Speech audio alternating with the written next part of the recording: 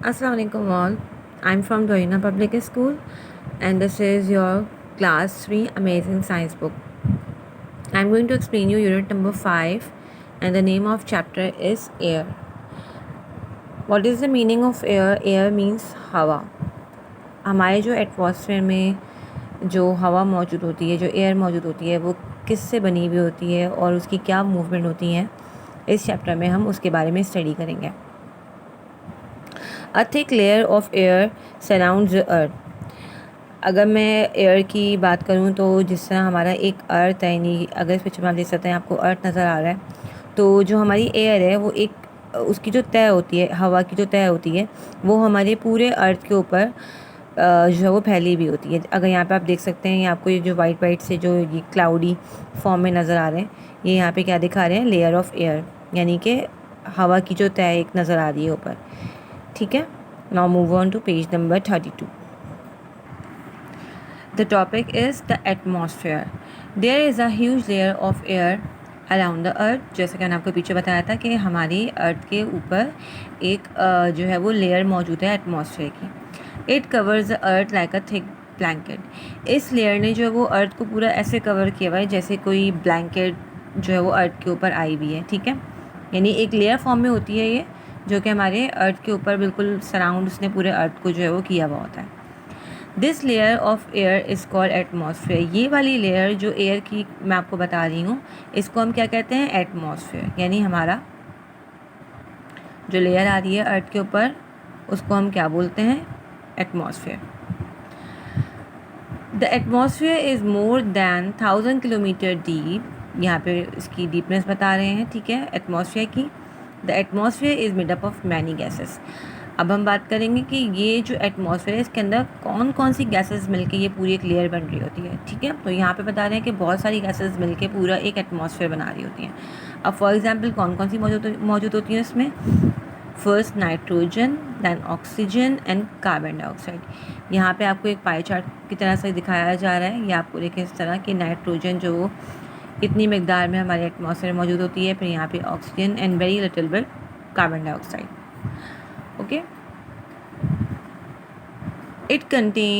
It also contain dust particles and germs. इसके अलावा हमारी जो एटमॉस्फेयर है उसके अंदर आपको पता है कि डस्ट के पार्टिकल्स मौजूद होते हैं, जर्म्स होते हैं, और सारी एयर पोल्यूशन, जितनी भी अलग तरह के जर्म्स होते हैं वो भी हमारी एयर में मौजूद होते हैं. फॉर एग्जांपल गाड़ियों का धुआं, फैक्ट्री का धुआं, ये सारी भी जो है किस में मौजूद होती है, हमारी एटमॉस्फेयर के अंदर, यानी हमारी एयर के अंदर. ठीक है. The oxygen the atmosphere is use bye all living thing. अब जो ऑक्सीजन हमारी एयर के अंदर मौजूद है, यानी एटमॉस्फेयर के अंदर जो मौजूद है, ऑक्सीजन वो कौन यूटिलाइज़ कर रहा होता है, जितनी भी लिविंग थिंग्स हैं. ठीक है. यानी से इंसान है, जानवर है. ठीक है. तो ये सब कौन यूज़ कर रहा होता है, living thing. It is use for breathing and burning. Oxygen का इस्तेमाल किया जाता है सांस लेने के लिए और जलाने के लिए. Carbon dioxide in the atmosphere is use by green plant to make their food. अब दूसरी कौन सी गैस है, कार्बन डाइऑक्साइड. तो आप लोगों ने सुना होगा कि हमें जो वो ग्रीन प्लांट ग्रो करने चाहिए ज़्यादा से ज़्यादा. तो ज़्यादा से ज़्यादा हम ग्रीन प्लांट ग्रो करने की बात क्यों करते हैं, क्योंकि ग्रीन प्लांट्स के अंदर ये कैपेबिलिटी होती है कि हवा के अंदर जितना भी कार्बन डाइऑक्साइड मौजूद होता है, ये उसको अपने अंदर एब्जॉर्ब करके अपनी ग्रोथ कर रहा होता है. तो यानी जितने भी पोल्यूशन है हमारे एटमॉस्फेयर मौजूद है, तो ये प्लांट जो है, जितने ग्रीन प्लांट्स हैं, वो अपने अंदर इसको एब्जॉर्ब करते हैं, उसको यूटिलाइज़ करते हैं. ठीक है. तो इसलिए हम कहते हैं कि ग्रो मोर ग्रीन प्लांट्स, अगर आपने सुनी हो ये बात. ठीक है. अब यहाँ पे क्या लिखा हुआ है, green plant use carbon dioxide to make food. यानी कार्बन डाइऑक्साइड का इस्तेमाल करते हुए ये अपनी ग़िज़ा भी तैयार कर रहे होते हैं. Oxygen is given out by green plants. यानी प्लांट जो एब्जॉर्ब करता है वो गैस होती है कार्बन डाइऑक्साइड, और फिर जो वो ऑक्सीजन अपने अंदर से रिलीज़ कर रहा होता है वो होती है हमारी ऑक्सीजन, सिंपल ऑक्सीजन होती है. ठीक है. यानी जो हमें प्लांट्स दे रहे होते हैं वो कौन सी होती है, oxygen. All living thing give out carbon dioxide when they breathe out. दूसरी अगर लिविंग थिंग की बात करूँ, यानी इंसान, जानवर, हम लोग क्या करते हैं, हम लोग जो है वो ऑक्सीजन ले रहे होते हैं, और हम जब ब्रीथ आउट यानी जब सांस बाहर निकाल रहे होते हैं, तो वो जो निकल रही होती है वो कौन सी होती है, कार्बन डाइऑक्साइड होती है. ठीक है. Carbon dioxide is also given out when things burn. उसके अलावा कार्बन डाइऑक्साइड जब कोई चीज़ जल रही होती है तो उसमें से भी कार्बन डाइऑक्साइड निकल रही होती है. Also we can not see air, we can feel it. हमें इतना पता है कि हम हवा को देख नहीं सकते, लेकिन हमें इतना ज़रूर अंदाज़ा है कि हम हवा को फील कर सकते हैं, हमारी बॉडी हवा को फील कर सकती है। Air is essential for life, human, animals and plant can not live without it. In summer the air is warm, in winter the air is cool. हवा जो है हमारी लाइफ के लिए बहुत ज़रूरी है। इसके अलावा इंसानों की और जानवरों की बात कर रहे हैं, और प्लांट, हम सब जो हैं वो जितने भी लिविंग थिंग्स हैं वो बिना एयर के नहीं रह सकते। और दूसरी बात, अब बात करते हैं वेदर्स की। तो वेदर का ताल्लुक भी हमारी एटमॉस्फेयर से होता है। वो कैसे? जब समर का वेदर आता है तो हमारी जो है वो जो एयर है वो वार्म हो जाती है, एंड इन कोल्ड वेदर यानी विंटर के सीज़न में जो है वो हवा कोल्ड हो जाती है। इन द रेनी सीज़न, अब हम बात करेंगे बारिशों की। जैसा कि आपको पता है कि अभी भी जो है वो बारिशों का मौसम चल रहा है, तो इसमें हमारी हवा कैसी होती है? जो अभी हमारे जो एटमॉस्फेयर है कराची की, अगर मैं बात करूँ तो हमारा जो वो एटमॉस्फेयर जो है वो काफ़ी जो है वो थोड़ा सा नमी वाला है, और उसमें जो है वो हवा में जो है वाटर वेपर्स पाए जाते हैं। कैसे देखें यहाँ पे, देखो the air contain water vapour, यानी हमारी जो एयर है उसके अंदर पानी के ज़रात मौजूद होते तो हैं, लेकिन रेनी सीज़न में थोड़ी ज़्यादा मौजूद होता है। On a bright sunny day the air is dry, और अगर मैं बात करूँ मौसम ऐसा जब धूप हो रही हो तो उसमें हमारी हवा जो है वो थोड़ी ड्राई हो रही होती है। Next topic is air pressure, यानी हवा का दबाव। The atmosphere is pressing on us all the time, यानी एटमॉस्फेयर के अंदर दबाव जो है वो हर वक्त मौजूद होता है। किस तरीके से? We do not feel the air pressing on us because we are used to it. जैसे कि मैं ये बोलूँगी कि हवा में जो है प्रेशर मौजूद होता है, लेकिन हम इतना इस चीज़ को महसूस नहीं कर पा रहे होते। कैसे? क्योंकि हमारी बॉडी जो है वो इस चीज़ की आदी हो गई है, तो हवा का दबाव नहीं हो रहा होता है। लेकिन अगर आप सी साइड पे जाएँ तो आपको फील होती है कि हवा में थोड़ी प्रेशर है, हवा में दबाव है। तो यानी इस चीज़ से क्या बात होती है कि हमारी हवा के अंदर प्रेशर मौजूद होता है। ऑल्दो हम उसको फील इतना नहीं कर रहे होते, लेकिन सम टाइम ऐसा होता है कि हम उसको फील कर रहे होते हैं कि हवा के अंदर जो प्रेशर मौजूद है। यहाँ पे एक एक्सपेरिमेंट किया गया है। यहाँ पे आपको दिखा रहे हैं, एक एम्प्टी बलून है और यहाँ पे the balloon is filled with air, यानी कि इस बलून के अंदर हवा मौजूद है। क्या इससे पता चलता है? ये प्रैक्टिकल जो है ये क्यों किया गया? Weigh an empty balloon, now fill the balloon with air and weight it again. You will see the balloon with air in it weigh more than the empty balloon. This shows that air has weight. क्या हवा का वज़न होता है? शुरू में जब मैंने 3 क्लास बच्चों को पढ़ाया था तो उन्होंने कहा नो मिस, हवा का कोई वज़न नहीं होता। लेकिन जब मैंने उनको एक एग्जाम्पल समझाई तो तब उनको लगा कि हाँ, हवा का वज़न होता है। किस तरीके से? यहाँ पे एक स्टिक दी गई है, अगर मैं एक एग्जाम्पल दूँ आपको, यहाँ पे तो एक बलून है, तो मैं यहाँ पे अगर 3-4 बलून्स 3 और 4 बलून्स लगा दूँ जिनके अंदर एयर नहीं हो, और मैं उनको यहाँ पे बांध दूँ, और दूसरी साइड पे मैं वही 4 बलून्स और उसके अंदर एयर मौजूद हो और उनको यहाँ पे बांध दूँ, तो आपको बताएं कि स्टिक का जो झुकाव वो किस तरफ ज़्यादा होगा? इस तरफ ज़्यादा होगा या इस तरफ ज़्यादा होगा? ऑब्वियसली जहाँ पे बलून के अंदर एयर मौजूद होगी वहाँ पे स्टिक थोड़ी डाउनवर्ड साइड होनी शुरू हो जाएगी। क्यों? क्योंकि उसको वज़न फील हो रहा होगा हवा का, क्योंकि बलून के अंदर जो मौजूद है वो एयर मौजूद है और उसका वज़न है वो उस स्टिक को इस साइड से नीचे की तरफ गिरा रहा है। बस किसकी वजह से? वेट की वजह से। इस बात से ये फील होता है कि हमारी जो एयर है उसके अंदर वेट मौजूद होता है।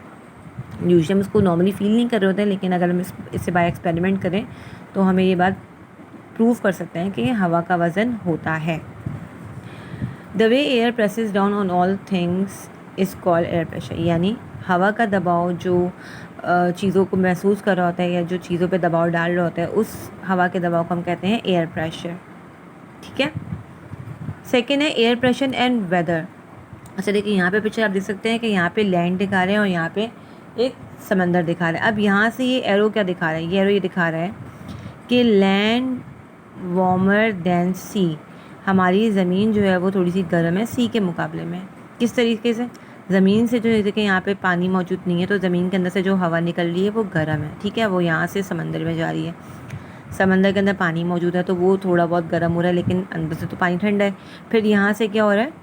हवा मिक्स हो रही है, पानी के अंदर जा रहे हैं ज़रा, तो फिर समंदर की हवा जो है वो हमारी लैंड को ठंडा कर रही है। यही वजह है कि हमारी लैंड का वेदर एक नॉर्मल टेम्परेचर पर रहता है, ना ज़्यादा गर्म होता है ना ज़्यादा ठंडा होता है। किस वजह से? क्योंकि सी की जो वेव्स जो हवा होती है वो लैंड को बैलेंस कर रही होती है। The air pressure changes from day to day, हवा का दबाव दिन ब दिन चेंज होता रहता है। Changes in air pressure affect the weather, जिस तरह हवा का दबाव चेंज होगा उसी तरह हमारा वेदर भी चेंज होता रहेगा। On a hot day the layer of air near the ground become warmer, वही बात बता रहे हैं कि जो गर्म दिन हो जब होगा तो जो ज़मीन के अंदर से जो हवा निकल रही होगी वो गर्म निकल रही होगी। Warm air is lighter than cold air, गर्म हवा जो है वो थोड़ी हल्की होती है बनिस्बत ठंडी हवा के मुकाबले में। ठीक है, ये बात हमेशा याद रखिए कि जब आपसे कोई पूछे कि वार्म एयर जो थोड़ी सी मतलब लाइटर होती है या कोल्ड एयर, तो आपका पहला आंसर ये होगा कि वार्म एयर जो थोड़ी सी लाइटर होती है। So it begins to rise. Cold air, which is heavier than warm air, comes to take its place. Cool air pushes the warm air out of the way. This happens all the time. जिस तरह यहाँ पे पूरे picture में ये दिखा रहे हैं आपको किस तरह एक यानी कि वार्म एयर जो हल्की है तो वो आराम से मूव होते हुए यहाँ पे आ रही है, ऊपर की तरफ से उतर रही है क्योंकि लाइटर है, और यहाँ से ठंडी हवा पानी की जो है वो इस तरीके से नीचे की तरफ से ज़मीन पे आ रही है। ठीक है, अब यहाँ पे कुछ इंस्ट्रूमेंट्स सिखा रहे हैं जो कि हम एयर का प्रेशर मालूम करने के लिए इस्तेमाल करते हैं। We can measure changes in air pressure with an instrument call a barometer. हवा के दबाव का मालूम करने के लिए जिस इंस्ट्रूमेंट यानी आले का इस्तेमाल किया जाता है उसे हम कहते हैं बैरोमीटर। यहाँ पे पिक्चर आपको एक बैरोमीटर की दिखाई जा रही है। ठीक है, सेकेंड है हमारे पास एनमोमीटर। ये किसे इस्तेमाल किया जाता है? The anemometer An instrument is called an anemometer, tells us the speed of the wind. ये इंस्ट्रूमेंट जो है हमें हवा की स्पीड यानी हवा की रफ्तार के बारे में इन्फॉर्म कर रहा होता है। सेकेंड है विंड वेन। अक्सर आपने देखा होगा मूवीज़ में, फिल्मों में ये लगा हुआ होता है। ये क्यों लगाया जाता है? इन पैरों के देखे निशान दिए हुए। ये क्या होता है? A wind vane tells the direction of the wind. Wind vane का काम क्या होता है? ये हमें हवा की पूरी डायरेक्शन बता रहा है कि किस तरफ से जो हवा आ रही है और किस डायरेक्शन में आ रही है। ठीक है, तो इस इंस्ट्रूमेंट का नाम क्या है? Wind vane. Now page number 34। This moving air is called wind. अच्छा, एक नॉर्मल होती है हवा, उसको हम कहते हैं एयर, लेकिन वो हवा थोड़ी सी मूव कर रही होती है तेज़ी में, जिसकी थोड़ी सी हमें स्पीड फील होती है, उस हवा को हम कहते हैं विंड।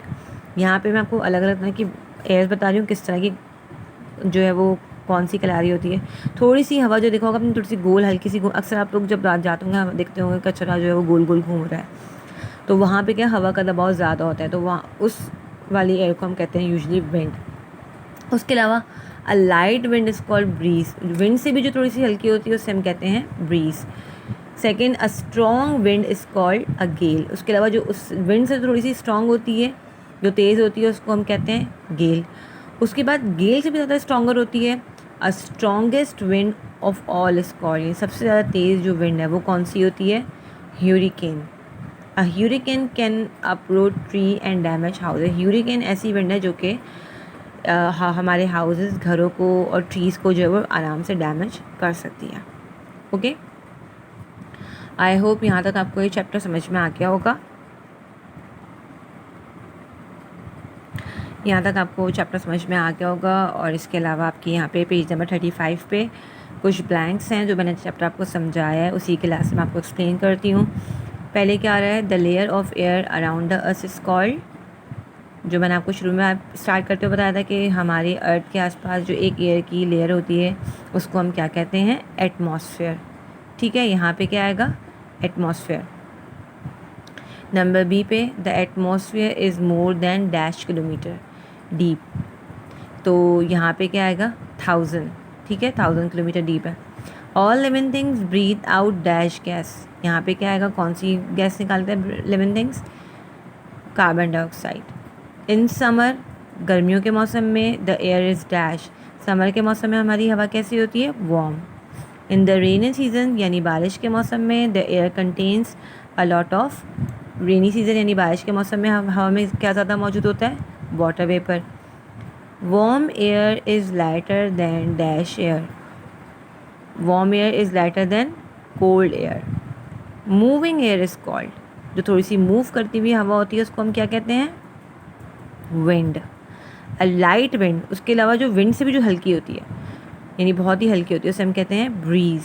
BREEZE।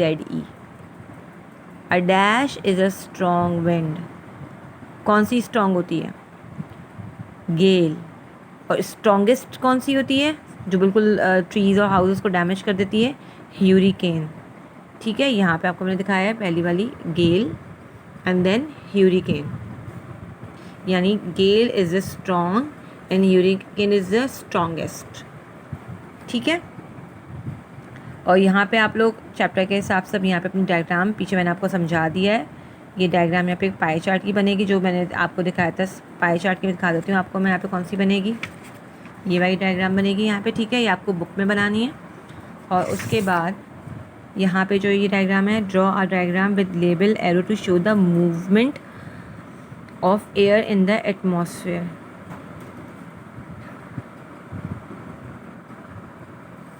वहाँ पे क्या पूछ रहे थे, movement of the air in the atmosphere. तो यहाँ पे जो ये वाली डायग्राम है, ये वाली बनेगी। ठीक है, ये दोनों डायग्राम आपको यहाँ पे बुक में ही बनानी है, कॉपी में नहीं बनेंगे। ठीक है, आई होप यहाँ तक आपको चैप्टर समझ में आ गया होगा। टेक केयर ऑल स्टूडेंट्स, अल्लाह हाफ़िज़।